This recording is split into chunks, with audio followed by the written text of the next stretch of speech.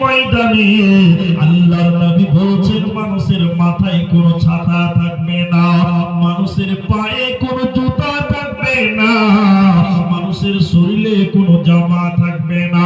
উলঙ্গ হয়ে সূর্যের তাপে মানুষের চামড়াগুলো পুড়ে যাবে, মানুষের শরীরগুলো ঝলসে যাবে, কালো হয়ে যাবে, মানুষেরা উলঙ্গ হয়ে খালি পায়ে কিয়ামতের ময়দানে দৌড়ে দৌড়ে বেড়াবে, দৌড়ে দৌড়ে বেড়াবে আর বলবে কি আছে আমাদেরকে বাঁচাও, আজকে সূর্যের তাপ সহ্য করা যায় না। মানুষের উলঙ্গ হয়ে কিয়ামতের ময়দানে বাঁচাও বাঁচাও বলে কাঁদবে।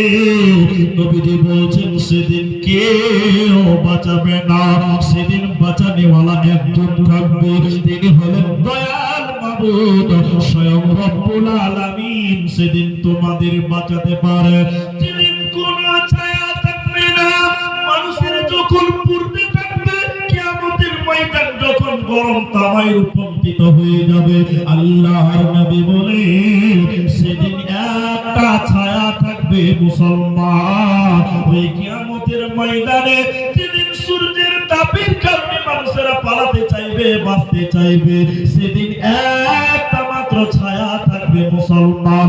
ওই ছায়াটা আল্লাহর আরশের ছায়া, আল্লাহর রহমতের ছায়া, আল্লাহর বরকতের ছায়া। বিশ্বনবী বলছেন কিয়ামতের ময়দানে আল্লাহ 7 প্রকার মানুষকে সেই জায়গায় স্থান দেবে। 7 শ্রেণীর মানুষকে কিয়ামতের দিনে আল্লাহ তার আরশের নিচে স্থান দিবে মুসলমান। যারা আরশের নিচে স্থান পাবে ওদের কোনো চিন্তা হবে না, হবে না। কিয়ামত যতই জটিল হোক না কেন, আল্লাহর রহমতের ছায়া, আল্লাহর বরকতের ছায়া তারা পেয়ে যাবে, ওদের কোনো চিন্তা হবে না, হবে না।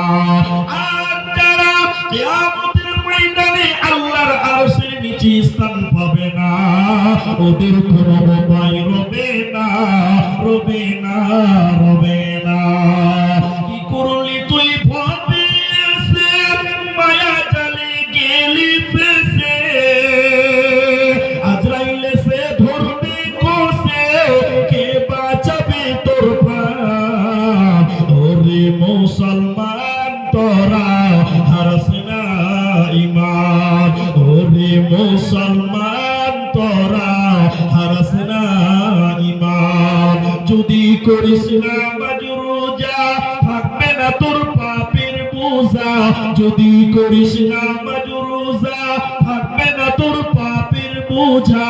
মরণকালে পাবি রে তুই জান্নাতি আগার। ওরে মুসলমান তোরা হারাস না ঈমান, ওরে মুসলমান তোরা হারাস না ঈমান।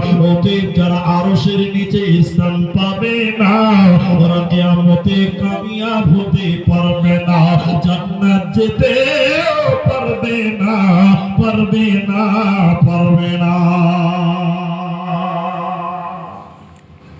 একটু সাউন্ড দেন, কিচ্ছু করবে না, শুধু সাউন্ডটাই।